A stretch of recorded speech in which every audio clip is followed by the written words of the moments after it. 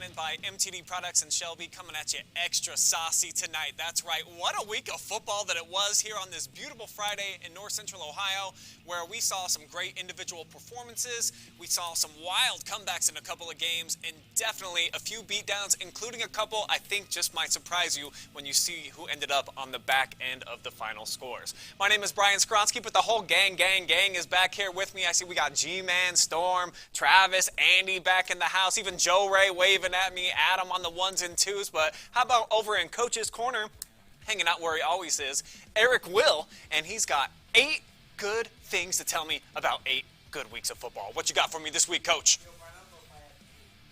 Okay. I do have several. I'll settle for several. Roll into 8. Crestview and St. Paul continue to go on their collision course. St. Paul not playing this week, but Crestview continuing their demolition tour through the Firelands Conference. I know it makes a couple guys around here very excited. I know you're a little skeptical, but I think I'm actually, not only am I extremely bullish on the Crestview Cougars, I'm leaning towards like a double-digit win. This team is as hot as you can possibly be. West Holmes winning the OCC. I don't think there's anybody left on their schedule that can beat them. They're tuning up for the playoffs. Their trajectory, they're trending upward big time.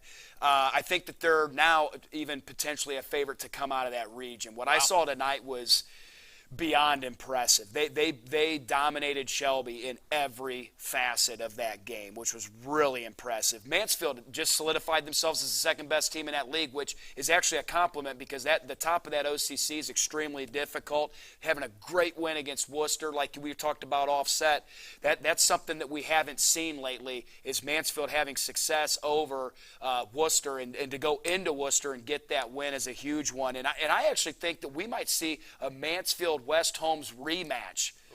That could happen in the playoffs. And listen, Mansfield's kind of a trip and fall away from winning that game at Arlen Field. Northmore and potentially Highland meeting up in Week 10, but not so fast. Right, Travis? Not so fast. We got to pay attention next week because the top 4 teams are all playing. So next week, there's no looking ahead because Week 9 became extremely juicy, which makes Week 10 going to be extra saucy for you. That's what's up, man. And that's how right. much fun is that K-Mac at the top? You know what I mean? The K-Mac is really good. The Firelands is really good, which gets me down to Carry Baby. You know, my 60s song. Let's go. Carry Baby. They're blowing a hole through the N10 as well. And how about Crestview tonight? Colonel Crawford tonight throwing, I think, 76 up. Yes, is that they did. right? Yeah, they dropped a couple crooked numbers. Dropped a few touchdowns there, so that was a good job by them tonight. But then, Clear Fork and Shelby, the last point I have here are, I do believe they're going to play for the league title Week 10.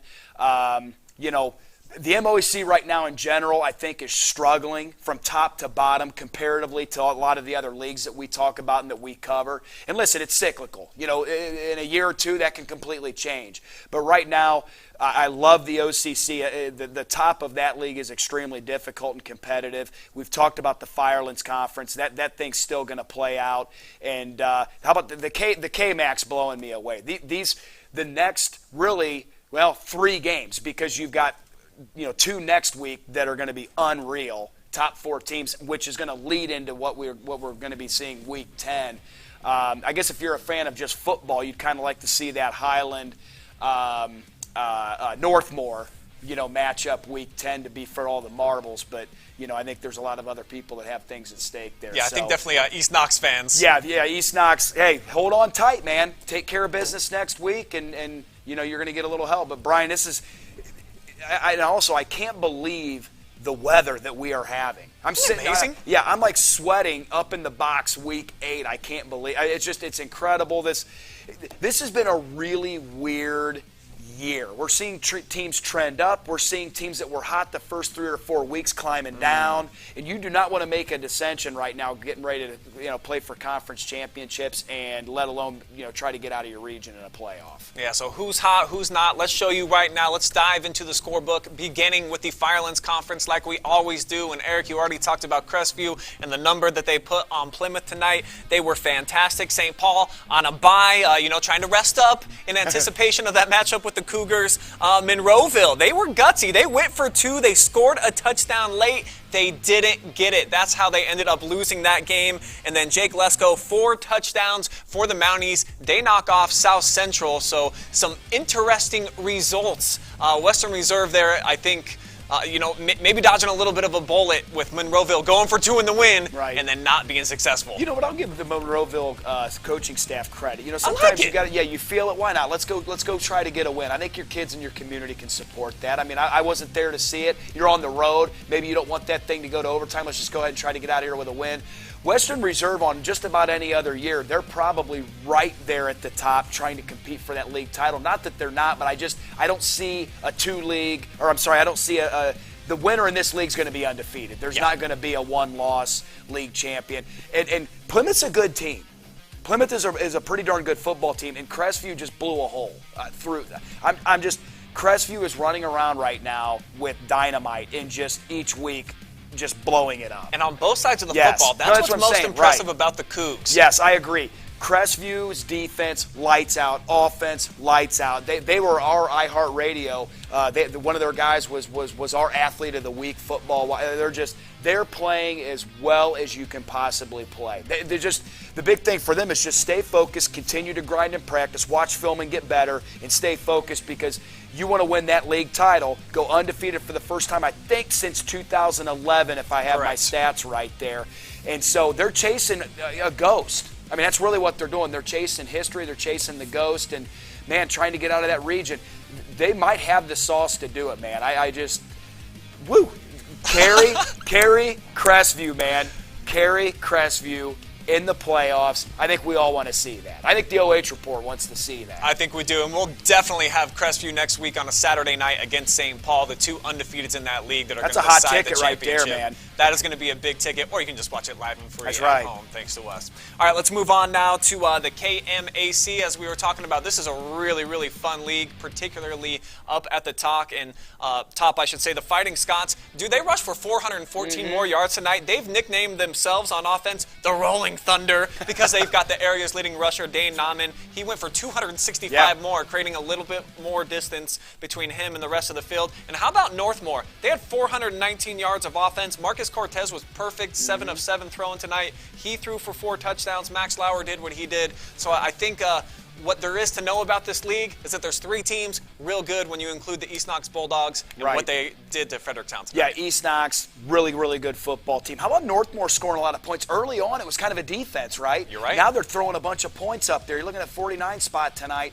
heading into their big matchup next week. And Highland, trying to get just thinking about them making this push one last year in the KMAC before they moved to the MOAC, I think to help that league right now as far as the MOAC, they could probably use a little bit more of that competition coming from the KMAC over. But, I love next week because you can't look past week 9. And it keeps everybody focused on the task at hand. So those 2 games next week are going to be absolutely huge. Centerburg just continues to chip away as well. Sometimes they're able to get that win, sometimes they don't, but they're always a tough out no matter what, no matter who they play. And East Knox is just, they've rebounded well since the loss. Anytime you lose an emotional game, a rivalry game like they have with Northmore, you're worried about the psyche of your kids.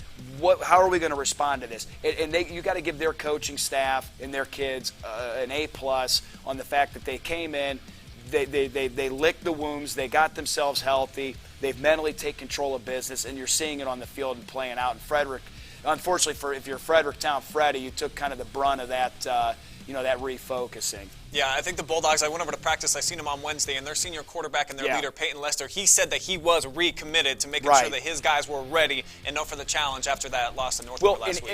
And here's the thing, Brian. If you're East Knox, in 2016 when I was at Shelby, we weren't going to win the league title. We knew that. So East Knox is actually still chasing this thing. They need a little bit of help, but they're still chasing it.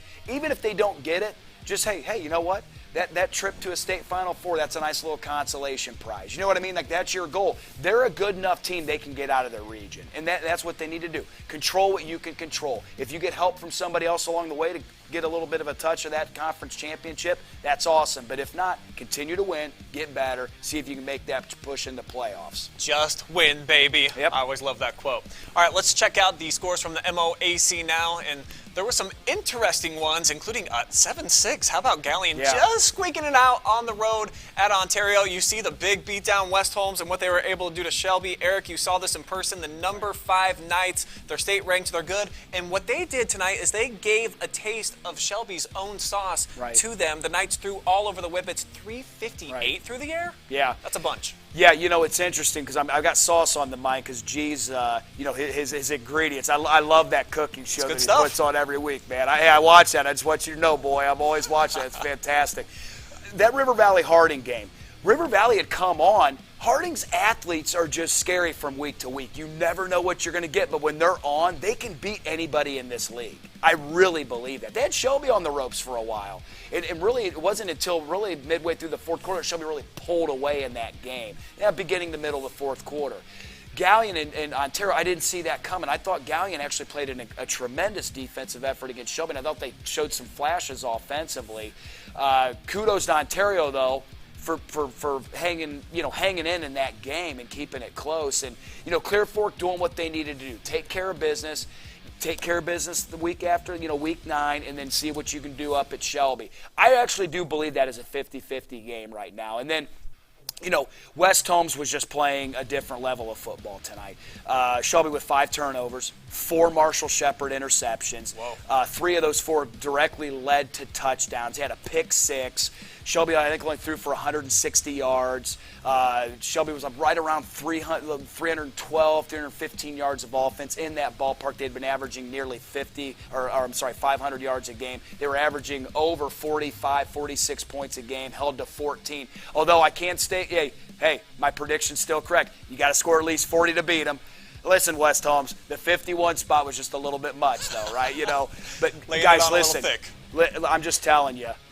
West Holmes is the real deal. Their quarterback, the Noah Clark kid, he was the best quarterback on the field today, period. Their running back, the Williams-Dixon, he's smooth, but he's just as good a receiver.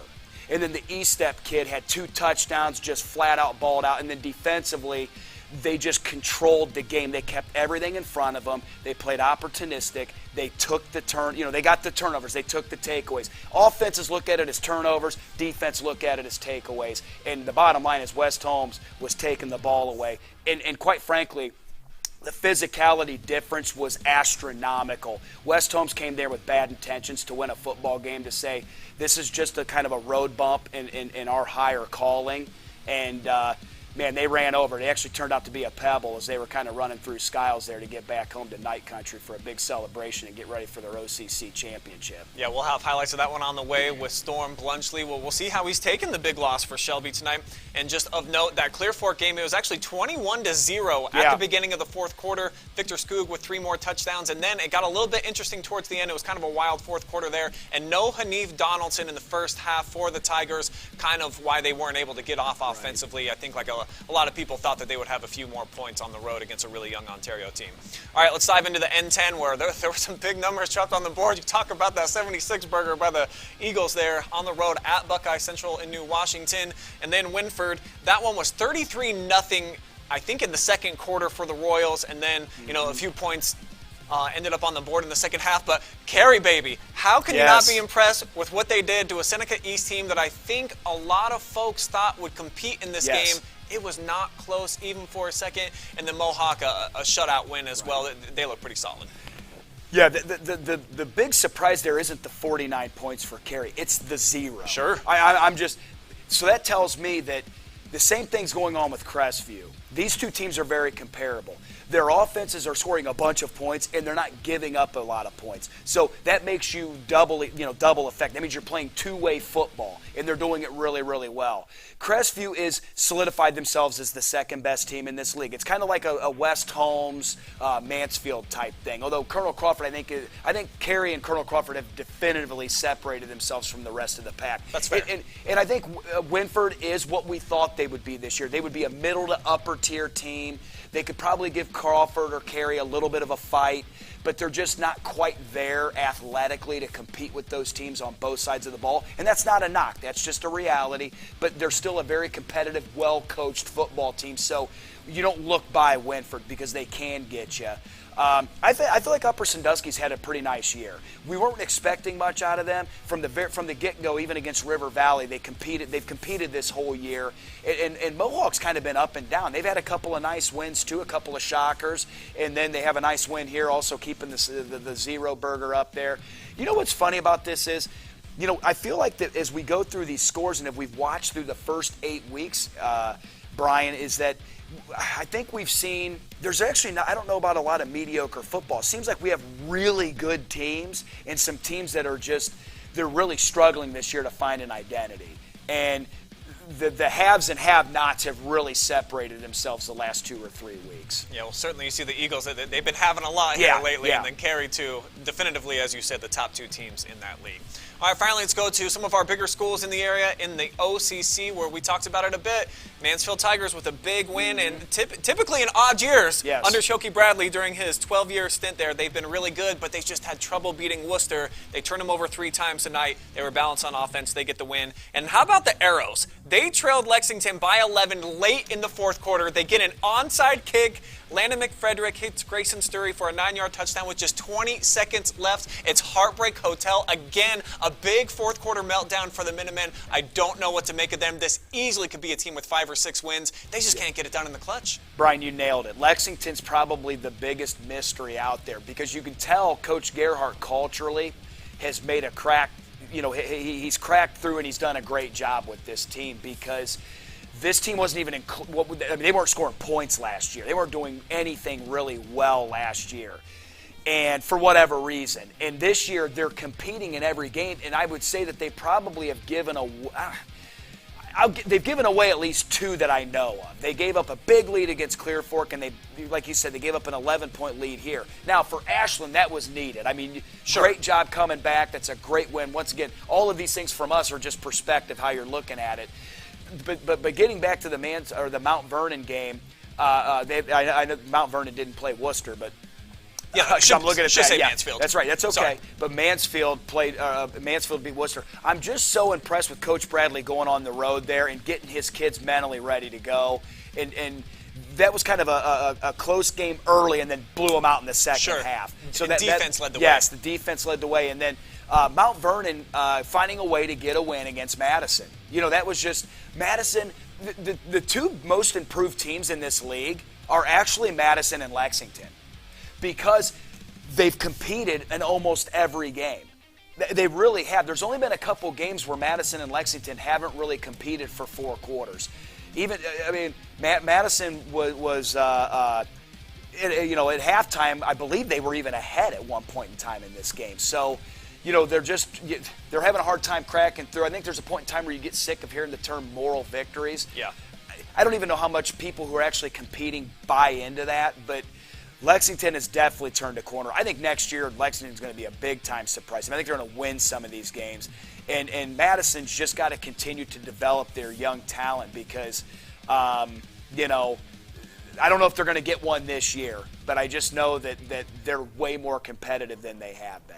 Man, fun week, huh, Eric? Yeah. It was a great week, A lot of crazy man. outcomes. Yeah. I just, like I said, I just think that, the last 2 weeks is to me all about, we've talked a lot about playoff seedings. To me, this is conference championship time. This is where we're separating people who want to stitch banners up in the gym.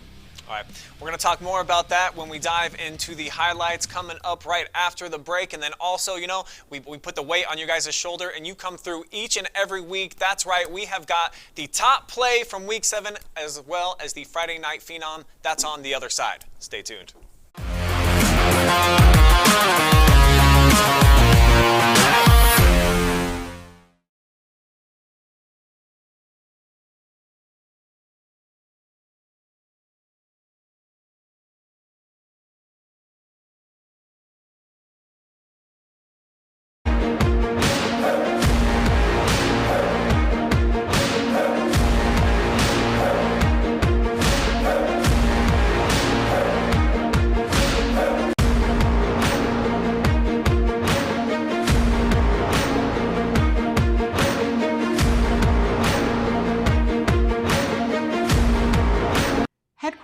Valley City, Ohio, MTD Products is a leader in the outdoor power equipment industry.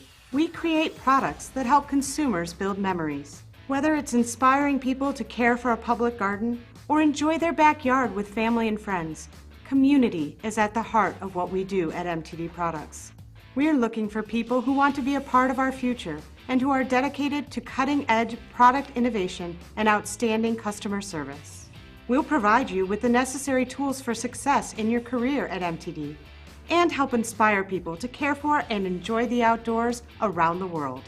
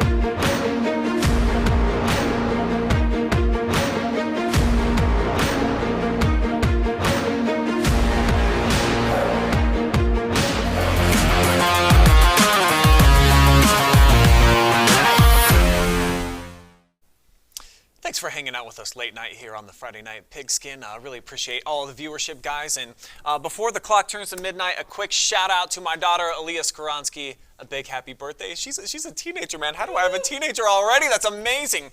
All right, so we put a lot of power into your guys' hands each and every week. We tell you who we think should be nominated for the best player, the best performance, as well as the top play of the week. And then you guys decide who the winner is. Let's begin with the Friday Night Phenom from Week 7. Here it is. This is what we decided.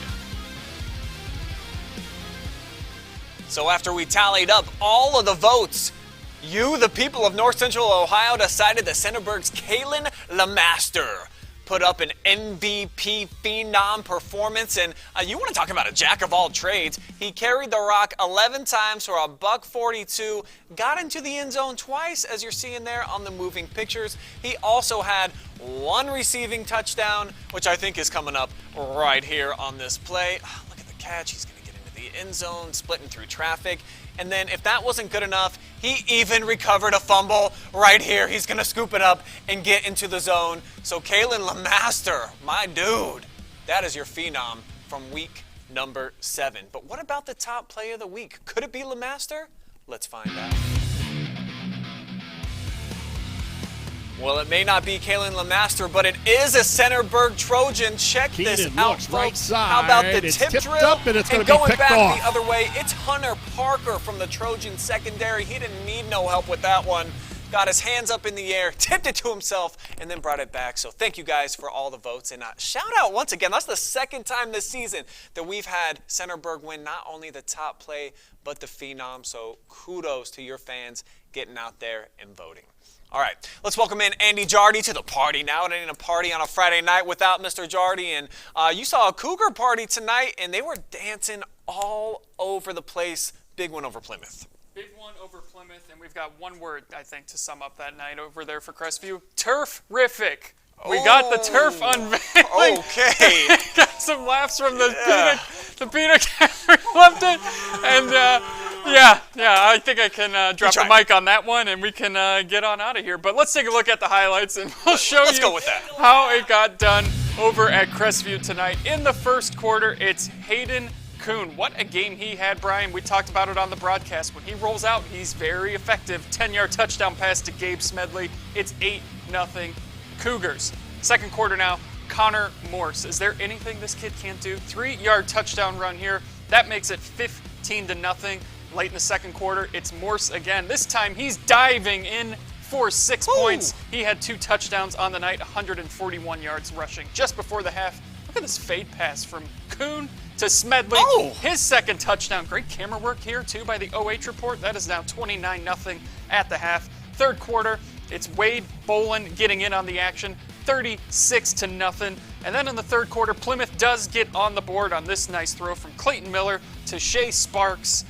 I thought he was down, Brian, but you give him the touchdown. It's pretty close. Benefit of the doubt. Benefit of the doubt. Crestview wins big tonight, though, 43-8.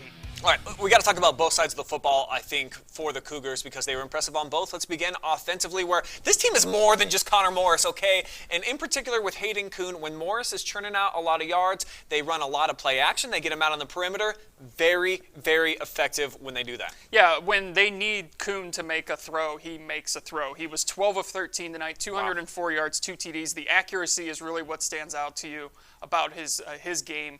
And yeah, when he gets out of the pocket, has some mobility behind him, he can make some throws downfield that's really impressive. And yeah, they've got it all cylinders firing right now over at Crestview. Yeah, I thought early in the season that it was defensive backs in the secondary that was making the defense look good and fluid, but now I feel like it's kind of shifted. The power shift up to the defensive front. How good are those front three for the Cougars? Again, tonight they were pretty dynamite. Yeah, I mean, Shea Sparks has been running over people all season long, and he was held in check all night. Had a much better second half, but early on he could not get anything going. This Crestview defense was really impressive tonight, and that's kind of this is my first time seeing Crestview. Wasn't quite sure if they were as good as advertised. They absolutely are. They're doing it on both sides of the ball. They're going to be a tough out for anyone. All right, so I think that everybody here at the OH Report, like they have hitched everything that they have onto the bandwagon. They feel like the Cougars going to get it done next week against St. Paul, and typically I feel like when that's been the case in the past, that's when the Flyers sneak up and get a win. What say you about undefeated versus undefeated Week 9 over at Scott Bailey? I think it's going to be a very good game. I don't know who is going to come away with the win in that one, but I think we'll definitely be there. It'll be a lot of fun, and it should be, if Crestview plays how they've been playing, I mean, we've talked about it. They are just trending upward at the right time, peaking at the right time, if you will. It's going to be a lot of fun. Looking forward to it. Should be a turf-rific game, Andy. I think so. We're certainly looking forward to that. I think so. All right, thanks for the time, man. All right, we're going to throw it over to G-Man and Storm now, where they've got your MOAC update. What happened tonight, fellas? Well, I don't think that we can compete with turferific, but Garrett, I'll give you the opportunity. Yeah, I was over at Ontario to see Galleon traveling to Ontario, the MOAC rivalry, but it wouldn't be a very high-scoring affair tonight. Only 13 points combined. Let's roll them highlights and really see what happened. But both defenses came to play tonight. 7 points will come off early here in the second quarter from Gabe Ivey, not Hanif Donaldson, getting a 44-yard scoot and score right here to the back of the end zone. That would be 7-0 early in the second quarter. Ontario on the next drive would drive all the way down in the red zone, but they would botch the snap, go over the guy's head, and right there, picked off from Carson Frankhouse. Not sure how he got that one, but Ontario would respond with a little tunnel screen right here to Chase Studer. He's going to make a couple guys miss, and Studerman was really the dynamite for Ontario all night long. He had a couple big runs and did the majority of his work in the screen game on that big run right there, and they would go down, and Miller would make a costly error right here, fumble the ball. Galleon would get it back. Multiple turnovers from Miller tonight. Not his best performance, but right here, a great play from him. Went for the QB sneak. Nothing was there. Bounced outside and dove into the end zone, and that would be all she wrote as Ontario would miss the PAT making it 7-6, in favor of Gallion as they pick up another win in the MOAC. Now, Garrett, it seemed like it was a pretty low-scoring affair over there. Just kind of tell me what happened. Where the offense is just not clicking, or what?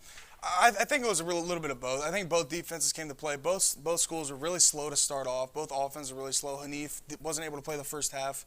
So Gallion was really struggling to get anything going. Gabe Ivey really showed up. He had a big, long touchdown run, the 44-yarder. And for Ontario, they had a few miscues. They got in the red zone a lot of times, like 3 or 4 times, and they botched a snap twice. They couldn't get it to go, and then they had a fumble. So I think some mistakes that they can correct for both squads, and Ontario, a very young squad, as well as Gallion, looking to get some varsity experience for those younger guys coming in next season. And you talked about Hanif Donaldson a little bit, but it seems like Gallion's not giving the rock to a guy named Hanif Donaldson that much anymore. Yeah, and I really think teams are really starting to locate on him and find him in the backfield and sniff him out because they've been giving it to Gabe Ivey.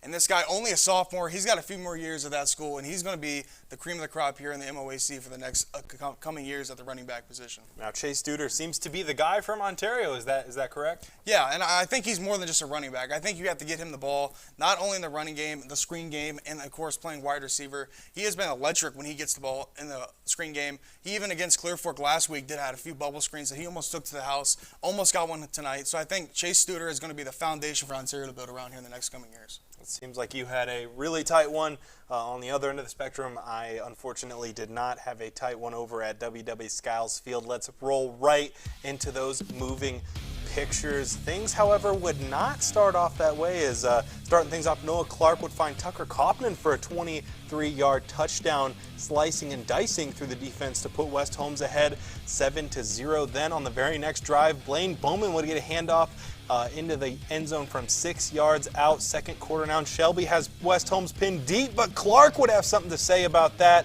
as he finds Sam William Dixon for a 97-yard touchdown, and he could go all the way to pay dirt. And Clark once again drops back, finds Garrett Estep for an 8-yard pitch and catch. After this third quarter now, deja vu as Clark would find Estep for almost the exact same play, however, this time from 10 yards out to put the Knights up 30-7. Brett Shayer, now on the ground would scamper in from 4 yards out. Next up, Marshall Shepard drops back right through the hands of Andre Hill into the hands of Estep, who would take it to the house for a pick six. Finally, Sawyer Pritt for what believe is his first TD of the season, 4 yards out, bringing us to our final West Holmes 51, Shelby 14. 51 burger storm for West Holmes. Obviously, the Shelby defense has really been Swiss cheese all year long, Storm, and they got to pick it up. What's going to be the moving factor as we head into playoffs, and obviously Clear Fork coming up on the schedule? They got to get some things fixed. How do you think they do that? I think they got to fix some things in their secondary, as Noah Clark had 358 yards tonight and 4 touchdowns. But I think also the problem that's kind of been there all season is the trenches on both sides of the ball. The offensive and defensive line have really been struggling out there in Whippet country. I want to ask you, Storm, did you think West Holmes was just a better team, or do you think Shelby really beat themselves tonight? And how did West Holmes get it done? Was it on the offensive side of the ball, or was it more defensive? I think it was a little bit of both. I do think that West Holmes was the better team tonight. West Holmes is an elite football program. They are very good. But, I mean, when you hold Marshall Shepard to 168 yards passing and make him throw 4 interceptions, 1 for a pick 6, it's going to be a rough night if you're a Shelby Whippets fan. But, I mean, a good takeaway for Shelby is they had 153 yards rushing, which is something that, they don't normally do. Well, that's going to be it for here over in the MOAC corner. Let's shoot it over back to Brian and Travis. All right, appreciate it, guys, and I love the new haircut, Storm. The party in the back, all that good stuff, and you definitely know that they are partying back in Millersburg tonight. Big win over the Shelby Whippets, and how about a big win for Mansfield Senior, as Big League Berardi is going to be joining me here for this highlight. Let's go ahead and just roll those moving pictures. We'll show you how they got it on the road, at Worcester, where the Tigers have really had a tough time winning as of late. And they got the party started early. How about Brock Hill going up top? Miles Bradley might want to cover that, kid. That makes it 7-0 on the opening drive of the night for the Tigers. This would make it 14-0. Faked out the camera guy. It was just that good. Brock Hill then barrels his way in. Actually, I think he got a clean block down the field that opened that thing up. So trying to answer back is Worcester. Drew Becker going to hook up with Carson Kobolentz. That's a big play that they had been missing. That's with just 26 seconds to go in the first quarter. We'll take you now midway through the second, and Ricky Mills going to blast his way in. Tigers go on top 20-7. Worcester, though, they ain't done yet. How about Becker hooking up with Micah McKee? And this guy's just a monster. He's like 6'6", huge guy. It would be 20-14 after this score. An intentional grounding safety would make it 20-16. So the Generals coming back. But how about the defense of the Tigers going way up? Elias Owens. One-handed For the interception. And then Brock Hill to Amar Davis. And I thought we were going to see more of this season. I'm not even going to lie. After the opening week, he gets into the end zone. It's 27-16.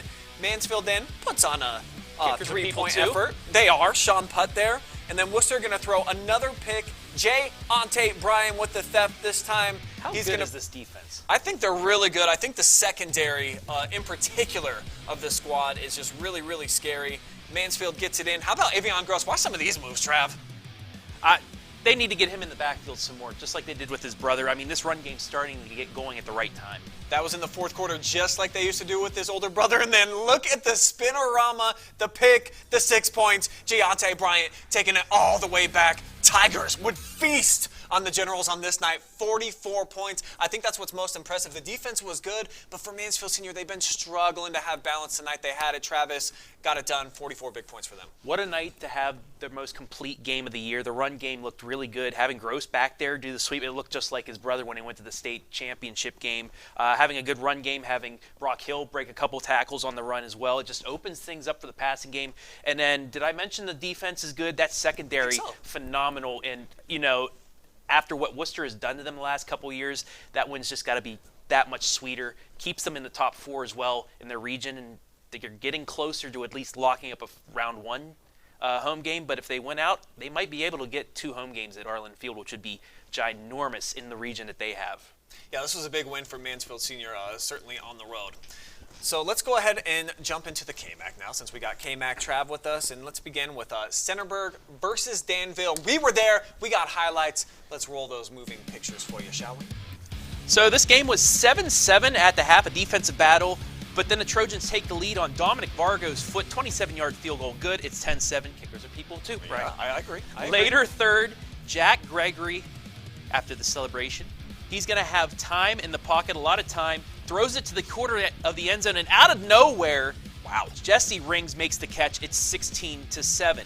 After another Vargo field goal, Danville will cut into the lead. Max Payne, who he had to do it all for Danville tonight, almost did it too, but bring it back. He runs it in from 5 yards out. That cuts the lead to 19-13. You think Danville, they got a chance here. But Centerburg, they're going to answer back to start the fourth quarter. And this is something that we've seen all season, Brian, with Jack Gregory. Has time, moves up in the pocket, and then throws an absolute dime to Kalen Lemaster in stride. He is gone 50 yards. It's 26-13.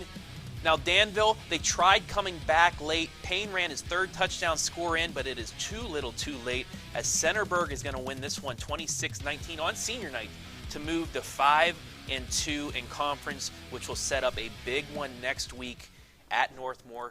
As Coach said earlier, it's going to be East Knox Highland, 1 loss versus no losses, and then Centerburg 2 losses, Northmore no losses. So kind of like a little tournament to finish out the KMAC season. But Jack Gregory, first half, I told you this earlier, 99 yards passing total. He finishes with 345, 3 touchdowns. He went 18 of 32 passing.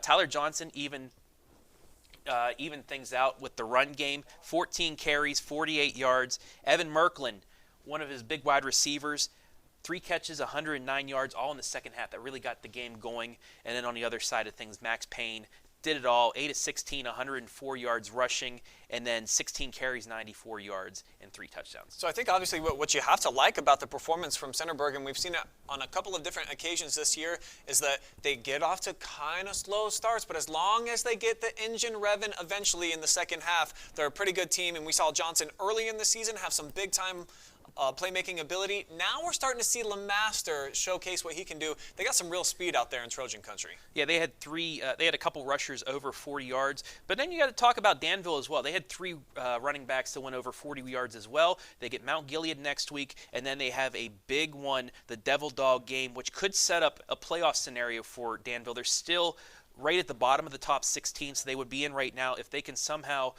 knock off Mount Gilead, it would set up a win and get in scenario with East Knox. A lot of playoff points on the line for them as well. So there's a lot of storylines for both of these teams coming in the last 2 weeks of the season. Yeah, they came back in week 9 and 10. I mean, it just doesn't get much better than what we are about to see play out. And let's go ahead and let's show you what East Knox did tonight in a big rivalry game against Fredericktown. It was homecoming night out there in Howard. Here is how it all went down for you guys. And as I did mention, it was homecoming night, Travis, and you're about to see one of the swaggiest first graders in the history of the country. That's awesome. That's Mr. Football Friday Night. Yeah, That's our Football boy. Friday Night. Woo woo! That's our dude right there. All right. So Peyton Lester earlier in the game, he had a big touchdown pass to Shane Knepp. Now here's He Cole leapfrogged him. DeLauder, 12 yards into the end zone. It was 13-0 in favor of the Dogs. Now here's Lester to Steinmetz, 29-yard hookup. It was 20-zip. And they got it going on out there in Howard. They are pouring on more sauce. Here's Knepp getting involved again. He's going to get by the defender, shake him off. 36 yards to Pater. It's 27-0. And how about 34-0? And this is a top play nominee. Are you ready for Dylan Moreland and what he's about to do? Ooh. In traffic, makes the snag. Get off spins me. his way out of it. He's going to go 63 yards into the end zone, and the route was on. It was a running clock to Lauder. He wants to get back involved again. You don't think maybe he's going to take it. Oh, yes, he is. The lane opens up, and he drives right down the far sideline. 41-zip, Dogs out in front, and DeLauder likes the end zone so much. Guess what? He got back in there again, just 1 yard this time. So it was 48-0. The Freddies, they would get on the board eventually, but, you know, the game had been decided 49-8. How about a bounce-back performance in Howard if I've ever seen one? Yeah, they took all the anger out from that loss to Northmore last week and just put it on Fredericktown. A good Fredericktown squad as well. You saw them put up points against Northmore at Northmore, and then coming down here, East Knox just had enough. That's the second time coming off of a loss that they've just really put it on teams, and they're still in the top 4. Shadyside, who was the top team in the region, the team that knocked them out last year, Shadyside lost. That moves them down to 3. East Knox still sitting at 4. Now, we're going to talk about the playoffs a little bit later, but there's scores up in northern Ohio and parts of western Ohio. They had thunderstorms tonight, so some games are still finishing. Some games got canceled, moved to tomorrow, so that's going to mess with some of the playoff points right now. But as of right now, East Knox stays at number 4, and that big game next week could vault them up to maybe 1 or 2. All right, guys, so that's Friday night in the books with our highlights and all of our scores. So we're going to take one more break, and we'll be back and show you what we have on the menu for a huge Week 9 at the OH Report. Stay tuned.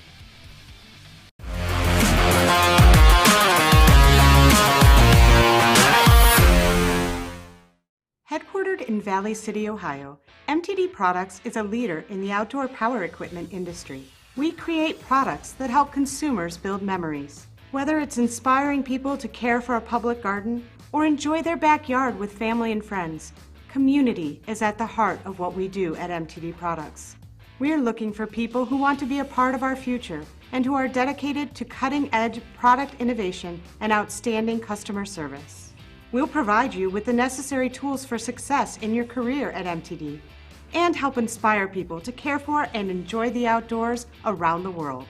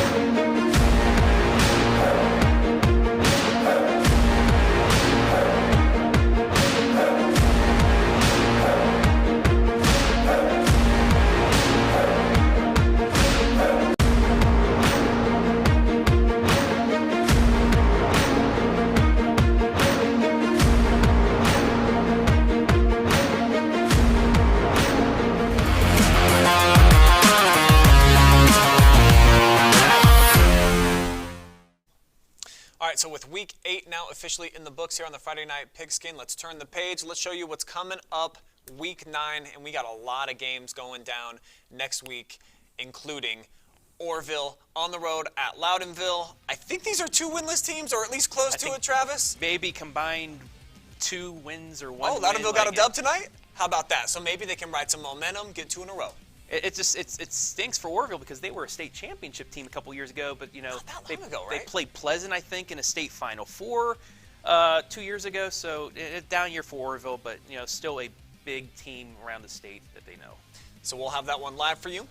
We are also going to have Marion Harding over at the Colt Corral, and the Presidents. I feel like we all kind of feel like let's hear from the MOAC corner. It's a pretty good team, man. They should give the Colts some problems. That one should be a good one. Yeah, Marion Harding is definitely a good football team. But Garrett, you've seen them both, I think, this season. So I mean, how do you think Clear Fork stacks up? I think Clear Fork here, they jumped out 21-0 and then really let Pleasant crawl back into it. They've been playing a little shaky here recently, and Marion Harding has been on the up and up. Marion Harding's got a lot of good athletes. I think they get a little too cute on offense, so it's going to be a good one. And Clear Fork, they obviously can't look past them. Got Shelby in week 10. Can't look past the Presidents because they're going to give them fits. All right, 2 big ones in the KMAC. We talked about it all night tonight, but Centerburg is going to be at the Castle. Can the Golden Knights stay undefeated and go to 9-0? In order to do it, they're going to have to knock off the defending kings of the conference. Well, a good thing for Northmore is the passing game that really came alive tonight. Centerburg, balanced. We saw that tonight in their victory over Danville. They can run the ball, they can pass the ball. It's that front defensive line from Northmore. Can they contain and pressure Jack Gregory into making some bad passes, because this could be a shootout.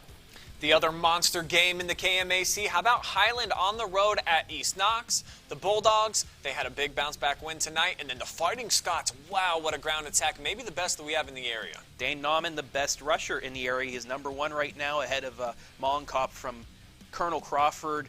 This is a big test for him the next 2 weeks. Do they want one final KMAC championship before going to the MOAC? They're going to have to get through the 2 best teams in the league.